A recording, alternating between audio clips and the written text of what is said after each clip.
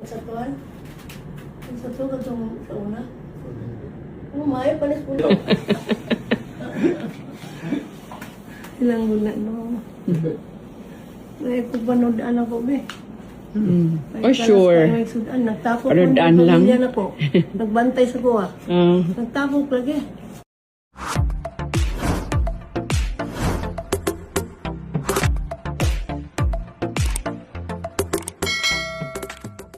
Mommy Jonisha hindi na itago ang labis na saya at tuwa matapos siyang bisitahin ng kanyang anak na si Manny Pacquiao at misis nito na si Jinky Pacquiao. Mula sa official Facebook page ni Jinky Pacquiao ay masaya nga nitong ibinahagi sa publiko ang kanilang naging pagbisita kay Mommy D nito lamang nakaraang araw.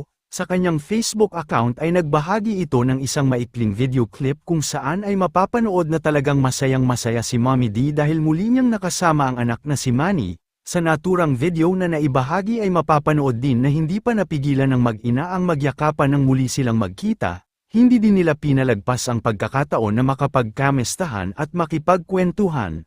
Talaga nga namang sobrang miss na miss ng mag-inang Mommy D at Manny Pacquiao ang isa't isa kaya naman labis ang tuwa at saya nila dahil muli silang nagkasama. Super proud naman si Jinky Pacquiao sa kanyang mother-in-law kung saan ay ipinagmalaki niya nga ito sa publiko kung saan ay sinabi nito sa kanyang caption na sa likod umano ng masayang couple ay ang isang kahanga-hanga at supportive na biyenan. Narito panuorin natin ang buong video.